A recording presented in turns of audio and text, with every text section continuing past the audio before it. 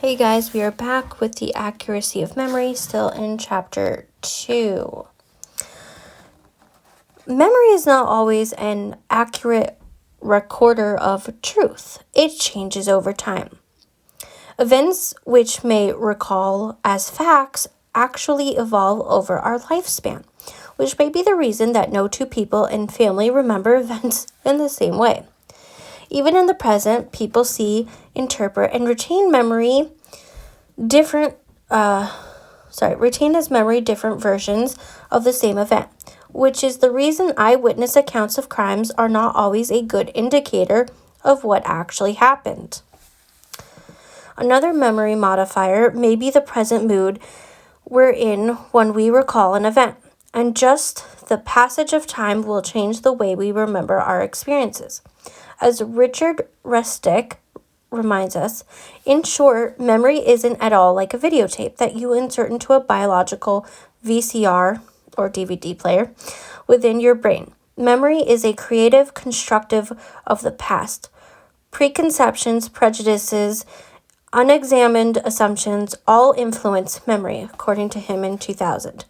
Memory, like life itself, is ever-changing. If a mood is one of the things which influences memory, what is mood? Lewis et al. Define mood as a state of enhanced readiness to experience a certain emotion. It stands to reason, then, that our readiness may depend upon old memories which produce certain emotions so that we have a tendency to experience the same emotions over and over. In addition to our mood, new experiences may alter our memory. Rustick quotes Stuart Zola, a psychologist at UC San Diego, who says, memories for personally experienced events can be altered by new experiences. Perfectly detailed memory, flawlessly preserved through decades, sitting unchanged as if in a time capsule, appears unlikely to occur, according to him in 2000. It is important for everyone in the adoption triad to understand this, because the perceptions of an adoptee about their life in their adoptive home as a child may be colored by the lenses of abandonment and loss. So pausing there for a second. So I'm working on a series of how to be a good adoptive parent, and this is kind of something that I've talked about in the sense that adoptees go through phases, right? So sometimes when I'm talking about something in terms of like, hey, here's how to be a good adoptive parent, doesn't mean that it's meant for that stage, because you don't know, well, I can't determine what stage a child is in, right? So for example, and I may have talked about this before, when I was about 6 or 7, I went through a phase where, and I don't remember this is what my parents told me, that I didn't want to talk to my birth mom, and I was going through therapy and all this, and I refused to have contact with her. And I want to make it clear that can come at any point in your life as an adoptee, and that is perfectly okay, all right? But as an adoptive parent, if you are, like I said in my last video, we should be thinking of adoption as a co-parenting situation, right? If the adoptee is truly in this phase, I need both birth parents or birth family in any aspect and the adoptive parents to respect the adoptee's feelings. That doesn't mean that you necessarily have to cut contact with each other in terms of still have communication, still tell what's going on with the child's life. And that way, hey, they're ready to come back in and talk about it, right? Because that is important. And it shows that you can be mature enough to put the child's first while still listening to their feelings. And again, this can happen at any point in the person's life, right? So you may be in your 30s and at this point, the adoptee should have full control, I would hope. Where if the adoptee doesn't want to talk to their birth parents respect that. If they don't want to talk to their adoptive parents, respect that, right? And I know that sucks, I know that hurts, but there is a reason that the adoptee is going through things. And it may or may not change. But the point is, you have to respect the adoptee. Okay, continuing on. Certain events may have different interpretation as seen from the point of view of the adopted child or the adoptee. Then from the point of view of the adoptive parents or siblings. Remember, Rady's statement, experience colors perception. When one's first experience outside the womb is the disappearance of the mother, one's perception is going to be very different from someone who remained with the mother. In addition, the memory connected to that experience will change over time. Lewis et al. Tells us that the nature of the brain's storage mechanism dictates that memories must change over time. As our experiences and understandings change, so do our memories. Siegel points out the degree of conviction about the accuracy of memory may not correspond to its accuracy. Memory is social and suggestible, and the act of retrieving a memory may alter its form for subsequent storage. No one remembers events exactly as they happened.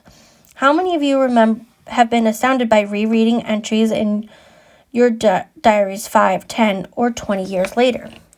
The accuracy of memory have been called into question in some child molestation cases. The suggestibility of memory has been cited as a reason to doubt childhood accounts of abuse. My experience in working with molested patients makes me believe that the emotional reactions and behavior of a child or adult can more accurately demonstrate repressed memory than the actual narrative account of an incident. So remember, she just said repressed memory, right? So sometimes when traumatic things happen, we block it out, right? Our brain goes into survival mode that we forget things, or we forget the worst part of things. And it is a survival mechanism, okay? I want to talk more about that in just a little bit, but let's just finish this little part of the, section. Okay. Where were we? Remember from the last chapter that trauma does not lend itself to narrative accounts of the event. So far as suggestibility is concerned, I've been told that if one adoptee in a support group talks about having been abused in their adoptive home, several other adoptees may also interpret what happened to them as abusive, and the whole group will be filled with anger and rage. While there is no doubt that some adoptive parents have been and are abusive, it must be remembered that the implicit memory of having been separated from the birth mother may suggest as a form of abuse on the infant's mind and may color the interpretation of future interactions with adoptive parents. So first of all, with that statement, before I go into where I was going to go, remember that abuse comes in different forms, right? So while some adoptees are physically abused, others are emotionally and mentally abused, okay? That doesn't mean all adoptees are abused. I want to make that clear. Unfortunately, we have seen the statistics according to the American Academy of Pediatrics, as well as our government, stating that adoptees are 8 times more likely to be abused and unalived by non-biological parents. All right. Now, it doesn't state in those statistics whether it's what form of abuse, right? And that's only those that are recording abuse. Okay? Now, you can go throughout your lifetime and not realize that some things that your parents have said are mentally and or emotionally abusive until someone else hears it. And then it's like a wake up call. So I'm not saying that there's not abuse. I'm just saying that sometimes it's not perceived as, right? Okay. That being said, where I was going to go with when it was talking about the sibling situation was I've heard so many times when, or, especially on TikTok, family members of adoptees, it's usually siblings, sometimes it's cousins or whatever, or friends of, saying, well, my sister, my brother, my whatever, had a good adoption, right? Oh, they don't feel this way. And here's why, there's a few reasons why this is a problem. One, adoptees often don't tell how they feel. Okay? First of all, it's complex. A lot of adoptees are in the fog, and even when we're out of the fog, it's still really hard to put words to the feelings. And like I said, it's very complex, right? And your feelings, your moods, they can change. Like I said, there are times where you may want to talk to your adoptive parents or birth parents, and there's times where you may not want to, right? It's going to change, maybe, right? It just depends on the person. Second of all, you are not the adoptee if you're using those terms. So you don't fully understand how they could ever possibly feel. And this is like using terms like, well, I have a friend who is Black, or I have a Jewish friend or Jewish family member. And I want to state that if you follow my main TikTok, and I have been talking about Palestine, I do say specifically I was raised in a Jewish home. My mother is Jewish, and I'm not describing my feelings towards the Jewish community. It's just the factual part of, hey, my adoptive mom is Jewish, I am indigenous, and the facts are that I have more birthrights to Israel than to my own tribe, right? That's just a fact. So when I say it in that terms, like, I'm not like, oh, well, because my mom is Jewish, you're wrong. You know what I'm saying? Like, it's just something that you can Google. It's not putting personal feelings towards it. And I want to make that clear, like, there's a huge difference in that. But if you are listening as a family member of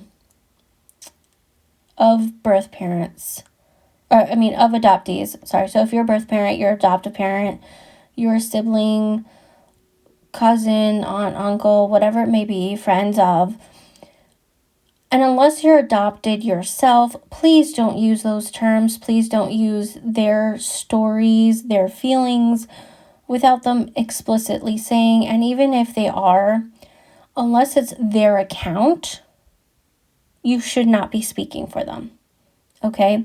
I would never want anyone, and I will call you out. I don't care if you're friend of, family of, adoptee yourself. Do not ever use my feelings or my story against other people, because it is very personal. Now, that's not to say that I haven't had issues with fogged adoptees in the past, and fogged birth parents, and, adoptive parents are a whole other level. But their feelings and stories are just as valid, right? And it's something that I've had to come to terms with, that you cannot change people unless they want to be changed.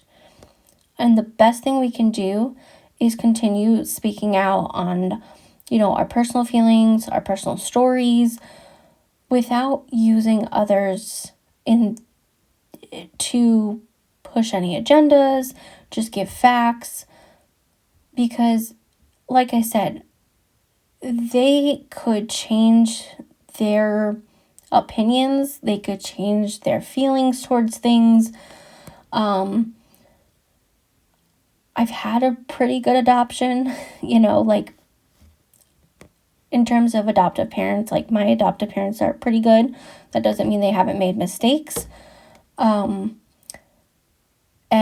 yeah, I wish that everyone had good adoptive parents that had to be, that were adoptees, right? And there are some really good adoptive parents out there that are, trauma informed and actually put the child first. But then there's some, sadly, mainly crappy ones out there who are more self-centered, God complex, white saviorism stuff, and like that needs to change. As a parent, whether you're adopting or not, whether you're a single parent or in a 2-parent household, co-parenting, whatever it may be, as a parent, your job is to always put your child first. And I think sometimes people forget that and don't actually do that. Anyway, I will see you guys next week for more of chapter 2. We're going to be reading this book for a while, so stay tuned and just have fun reading along with me. See you guys next week.